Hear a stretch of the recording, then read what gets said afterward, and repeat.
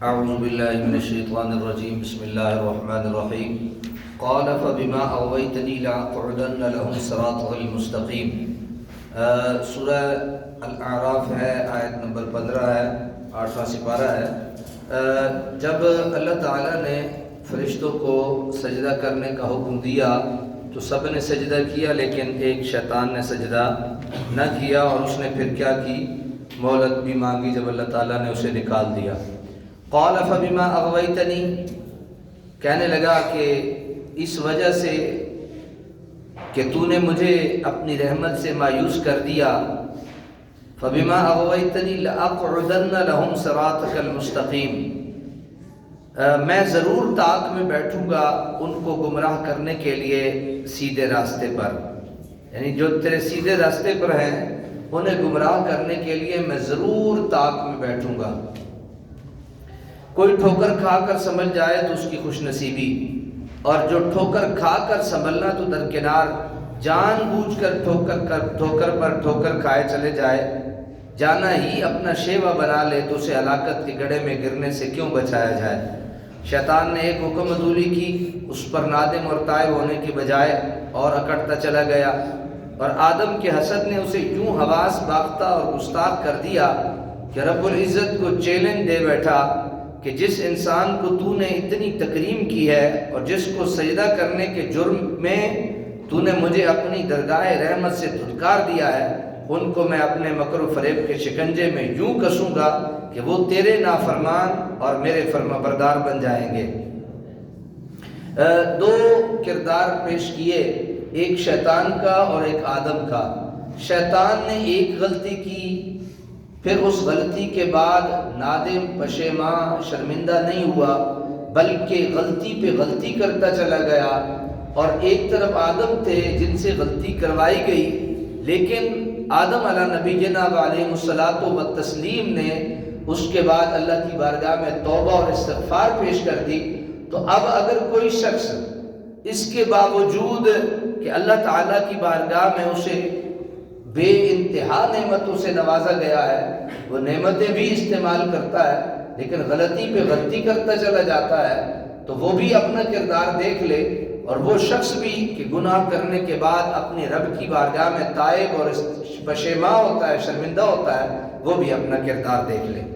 ثم لآتینہم من بین ایدیہم، اور دوسری بات یہ ہے کہ شیطان نے تو وعدہ کیا ہے کہ میں ضرور بر ضرور ان لوگوں پہ طاق لگا کے بیٹھوں گا جو تیرے سیدھے راستے پہ چلنے والے ہیں، یعنی میری یہ ڈیوٹی لگ گئی کہ اب تو نے مجھے دھتکارا، اب میں قیامت تک ان لوگوں کو جو تیرے راستے پہ چلنے والے ہیں ان کو اس راستہ حق سے اور صراط مستقیم سے ہٹاتا رہوں گا۔ ثم لآتینہم، پھر میں ضرور آؤں گا ان کے پاس، من بین ایدیہم، بہکانے کے لیے ان کے آگے، ومن خلفہم، اور ان کے پیچھے سے، وعن ایمانہم، اور ان کے دائیں سے، وعن شمائلہم، اور ان کے بائیں سے، ولا تجد اکثرہم شاکرین، اور تو نہ پائے گا ان میں اکثر کو شکر گزار۔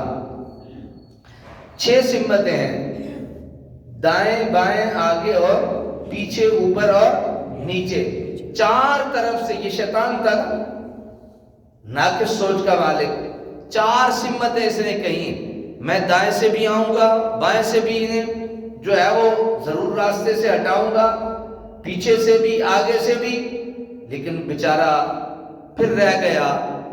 اللہ تعالیٰ نے اپنے بندوں کو پھر بچا لیا۔ کوئی بندہ سجدے میں پڑ جاتا ہے، اللہ اسے بھی بچا لیتا ہے۔ سبحان اللہ۔ کوئی بندہ اپنے ہاتھ اٹھا کے رب کی بارگاہ میں پیش کر دیتا ہے، اللہ اسے بھی بچا لیتا ہے۔ سبحان اللہ۔ تو 2 شیطان سے بچنے کے طریقے ہیں، ایک سجدے میں پڑ جانا، سجدہ اس لیے کہہ رہا ہوں کہ یہ عبادت کا مغز ہے، بہترین اور سب سے اعلیٰ رکن ہے سجدہ، اور دعا عبادت کا مغز کہلاتی ہے۔ تو جو شخص اللہ کی بارگاہ میں عاجزیوں ان کے ساری کے ساتھ پیش ہوتا رہتا ہے، اسے اپنا سب کچھ سمجھتا رہتا ہے، تو اللہ اسے بھی شیطان کے بہکاوے سے اور شیطان کے حملوں سے محفوظ رکھتا ہے۔ اور جو شخص سجدے میں پڑھ کے اپنے رب کی بارگاہ میں سبحان ربی الاعلیٰ کی صدائیں لگاتا رہتا ہے، اللہ اسے بھی اپنی جناب رحمت سے اس شیطان لعین کے ہر طرح کے حملوں سے محفوظ کر لیتا ہے۔ کتنے طریقے ہو گئے بچنے سے؟ بولیے کتنے؟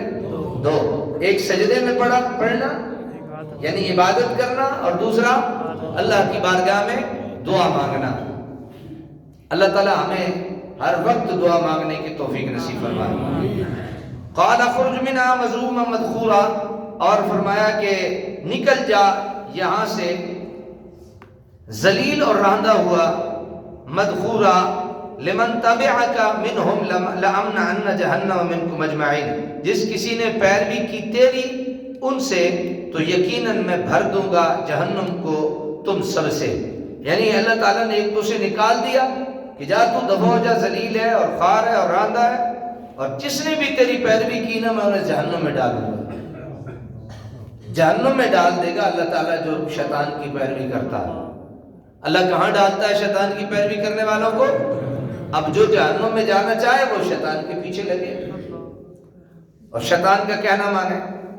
یعنی میں اولاد آدم کو راہ راست سے بھٹکانے کی ہر ممکن کوشش کروں گا، انہیں ہر سمت سے اپنے گھیرے میں لے لوں گا، شکوک و شبہات کے کانٹے چبھوں گا، ان کے سامنے نیکی کے راستے میں سد سکندری بن کر کھڑا ہو جاؤں گا، اور اگر یہ کوئی نیکی کر بیٹھیں گے تو میں اس میں ریا کی زہر گھولنے کی صحیح کروں گا، ہر غرض کے اپنی طرف سے کوئی دقیقہ فروگزاشت نہیں کروں گا۔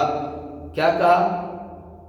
میں کبھی عبادت کریں گے لیکن اس میں ریاکاری شامل کر دوں گا۔ تو بڑا عبادت گزار بن گیا، اور تیرے تو بڑی تو عبادت کی تھی کسی نے، جی تو نماز پڑھی ہے، پڑھ ہی کوئی نہیں سکتا۔ نماز پڑھے گا اور نماز کو ریاکاری سے تباہ کروا کے رکھ دے گا۔ پھر دوسری کیا؟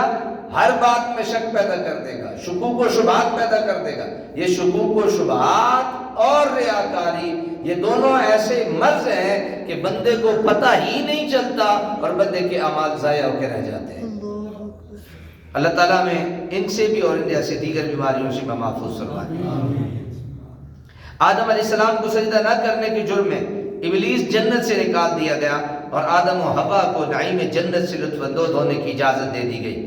لیکن یہ گل و ریحان کی وادی جہاں لطف و سرور اور نکہت و نور کی نسیم میں ماہ خرام ناز تھی، ایک ایسے راہرو کی آخری منزل نہیں ہو سکتی جس کے ناصبور دل اور سیماوی فطرت کی قسمت میں کانٹوں کو پھول، ریگستانوں کو گلستان اور ظلمت قدوں کو بقعۂ نور بنانا لکھا جا چکا ہو۔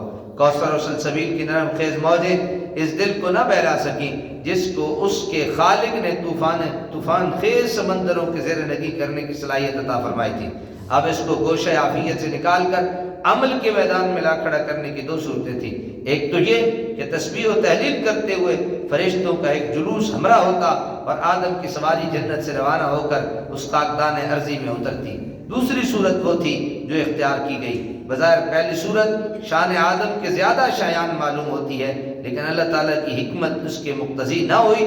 اس طرح بے شک آپ ناز و نعمت اور عز و جاہ کے مظہر بن کر تو ظاہر ہوتے، لیکن سوز عشق اور درد فراق، آتش شوق، نیاز مندی اور نالہ زاری کے بلند، لطیف اور پاکیزہ جذبات سے آپ کے دل کی دنیا ناآشنا رہتی، اور قرب و رضا کا وہ مقام جو محض عجز و انکساری، گریہ ازاری، دل کی بے چینی اور روح کی بے قراری کے حفظ بخشتا جاتا ہے، وہاں تک آپ کی رسائی نہ ہوتی۔ اس لیے قصد و نیت کے بغیر اس شجر ممنوعہ کو چھو بیٹھے غیرت الہی اتنا بھی برداشت نہ کر سکی، زیر عتاب لا کر جنت سے نکال دیا۔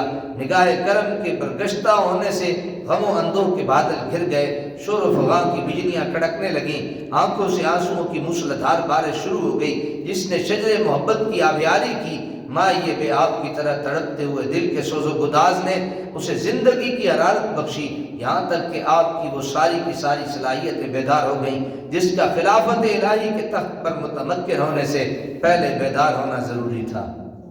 میں نے تو بڑے مزہ لیا ہے اس کو پڑھ کے، پتہ نہیں آپ نے لیا ہے یا نہیں۔ میں آپ کو تھوڑی سی ایک بات سمجھا دیتا ہوں، آپ کے لیے یہ سمجھنا مشکل تھا۔ اگر کسی کو سمجھ آ گئی ہے تو پھر ویل اینڈ گڈ، شاباش، بہت اچھا، لیکن سمجھا دیتا ہوں۔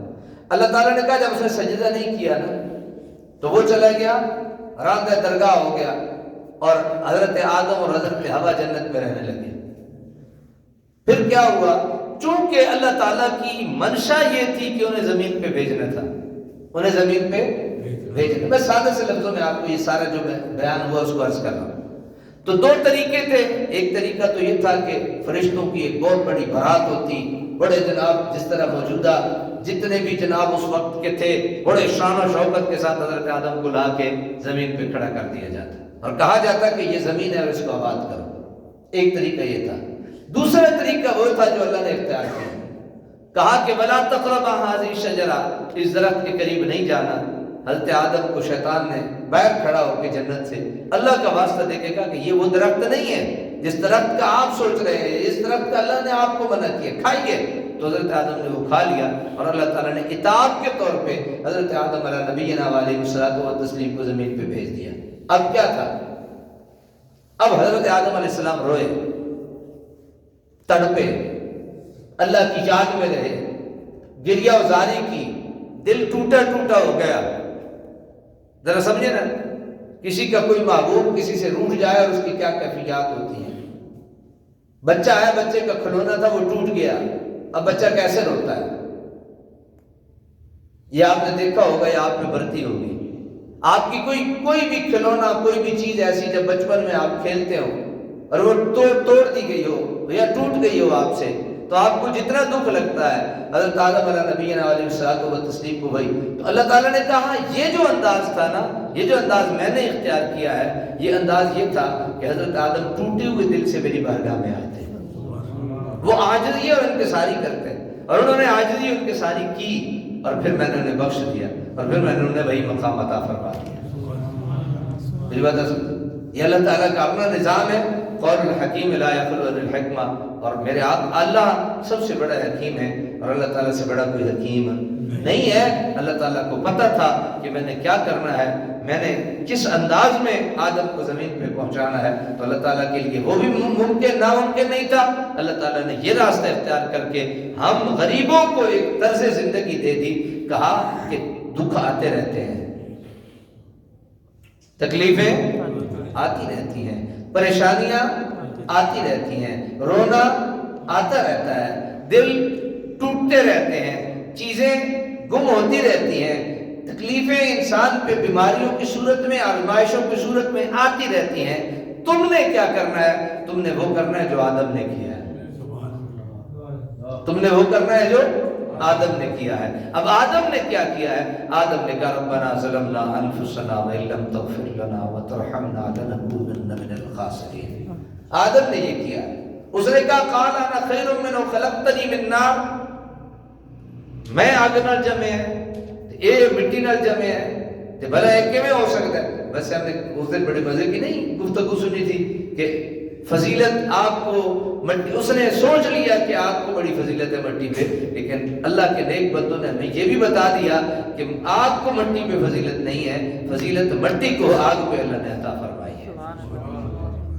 ورنہ کیا ہوتا، جو آگ سے بنی مخلوق تھی وہ اشرف المخلوقات ہوتی نا۔ اور اگر آسان کر دوں نا وہ ساری بات جو ہم نے بیان کی تھی، بھائی اگر آگ افضل ہوتی مٹی سے تو پھر اشرف المخلوقات آگ سے بنے ہوتے نا، جو بھی مخلوق ہوتی، اللہ تعالیٰ نے مٹی سے بنے ہوئے انسان کو اشرف المخلوقات کہا، اس لیے کہ اس میں وہ خوبیاں اور وہ کمالات ہیں جو اللہ تعالیٰ کو محبوب اور پسند ہیں۔ تو اللہ تبارک و تعالیٰ ہمیں اس پہ عمل کرنے کی توفیق نصیب فرمائے۔ کتنی آیتیں ہو گئی آج؟ ماشاءاللہ یہ 18ویں آیت تک آج ہم نے سماعت کر لیا۔ اللہ تعالیٰ ہمیں عمل کی توفیق عطا فرمائے، آمین۔